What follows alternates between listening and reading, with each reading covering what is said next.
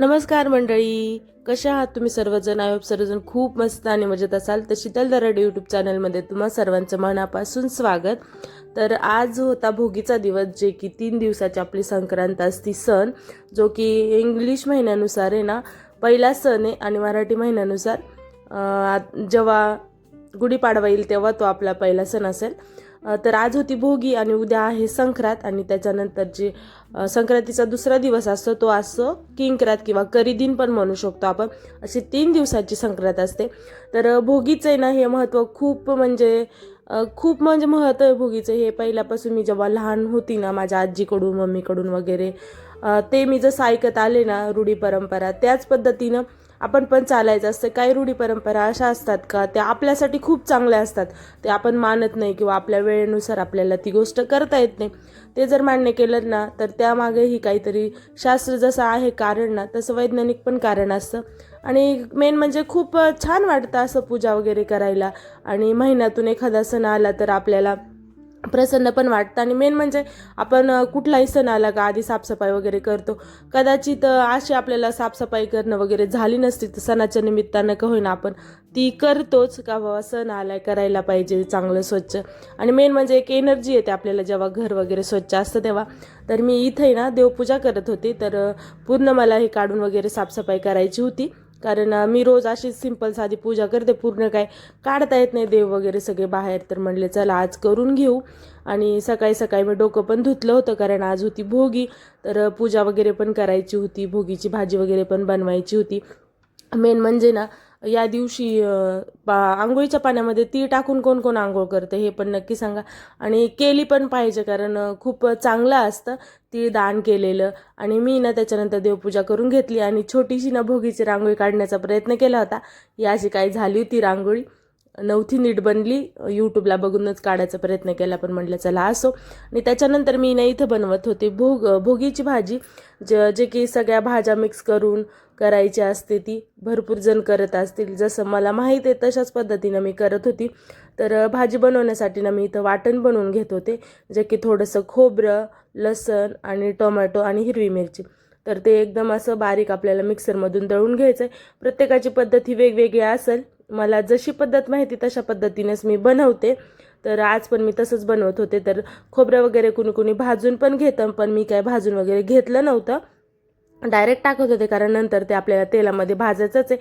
आणि भाज्यामध्ये मी बटाटं, वांग, जे की आपल्याला कोथिंबीर, थोडेसे तीळ, वाल्याच्या शेंगा, असं भरपूर गोष्टी घेतल्या होत्या.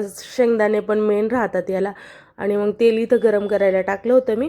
आणि जिरे आणि मोहरी टाकून जो आपला मसाला होता तो पहिले टाकला मी परतण्यासाठी, कारण आपल्याला ते भाज्या वगैरे नंतर टाकायच्या होत्या वाफेवर शिजण्यासाठी. तर इथं मी टाकून घेत होते.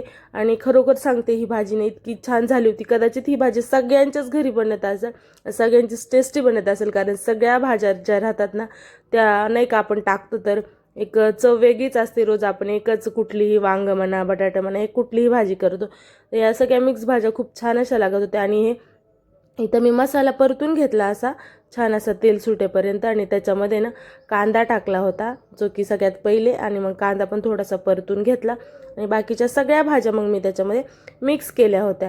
हे पाहू शकता तुम्ही, जे वाटाणा, हरभरा, शेंगदाणे ते पण एक एक करून मी टाकून घेत होते.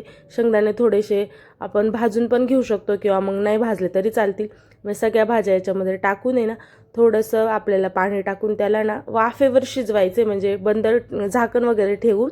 आणि खूप छान अशी भाजी होती. आणि मसाले वगैरे आपल्याला ते शेवटी टाकायचे, आधी फक्त थोडंसं मीठ आणि हळदीमध्ये ह्या भाज्या सगळ्या आपल्याला शिजून घ्यायच्या. कारण ही भाजी ना जी घट्ट असते तीच म्हणजे छान वाटते. आणि मी घट्टच बनवत राहते, जास्त पातळ वगैरे नाही. तर मग मी ठेवलं होतं झाकण. आणि त्याच्यानंतर मला बनवायच्या होत्या बाजरीच्या भाकरी, ज्या की तीळ लावून बनवायच्या होत्या, जशी पहिली पद्धत आहे तशीच. आणि मला भाकर चांगल्यापैकी येते बनवता. तर मी इथं घेत होते बाजरीचं पीठ. आणि मेन म्हणजे बाजरीच्या भाकरीचाच मान असतो आज. आणि इथं थोडंसं टाकलं होतं मीठ. आणि मग मस्तपैकी अशी भाकर चुरून घेतली आणि छान अशी टम्म फुगणारी बनवली होती. तर तुम्हीही बनवली असेल तर कुणी कुणी भोगी कशी साजरी केली ते मला कमेंटमध्ये नक्की सांगा. मेन म्हणजे ना ह्या दिवशी ना इंद्रदेवाची ना आठवण केली जाते. भोगीचं जे महत्त्व असते ते जी भोगीची कथा आहे ना त्याच्यामध्ये पण आहे. तर इंद्रदेवाचीच का, तर इंद्रदेवानी ना आपल्या धर्तीवर आहे ना उदंड पिकावं म्हणून प्रार्थना केली होती. तर त्याच्यामुळं इंद्रदेवाची पण पूजा वगैरे करतात. आणि मेन म्हणजे सूर्याला पण जास्त महत्त्व आहे, जे की पौष महिन्यामध्ये दर रविवारी सूर्याची पूजा करतात. तर मीही करत असते. तर मग आज नैवेद्य वगैरेच ठेवायचा होता. तर आज आहे ना जुन्या म्हणजे भोगीच्या दिवशी ना ज्या जुन्या वाईट गोष्टी ना त्याचा त्याग केल्या जातो म्हणतात थोडक्यात.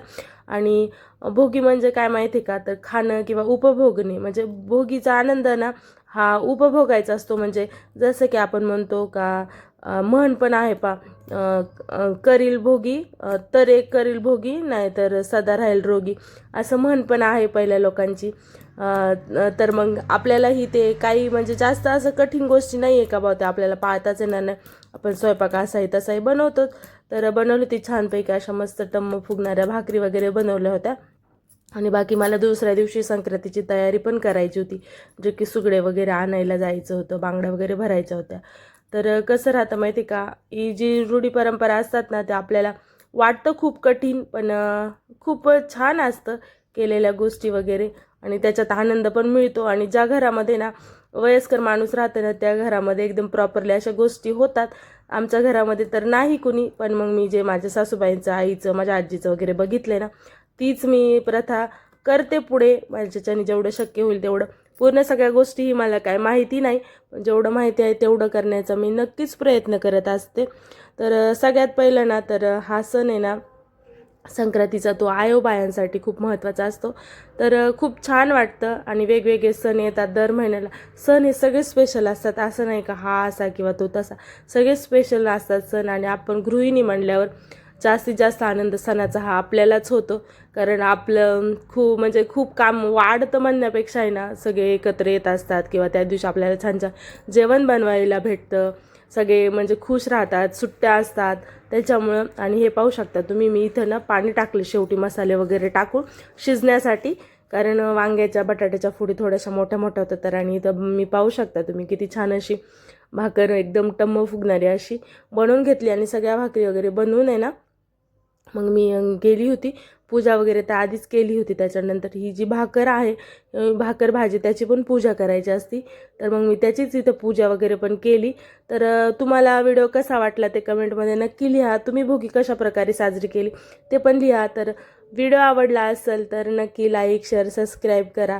तर मी इथं तीच पूजा करत होते नैवेद्य म्हणून पण. आणि ही भाकरी कोण संक्रांतीच्या दिवशी थोडीशी खायची असते, असं कुणाकडे प्रथा आहे ते पण नक्की सांगा. आमच्याकडं तर आहे. व्हिडिओ आवडला असेल तर नक्की लाईक, शेअर, सबस्क्राईब करा.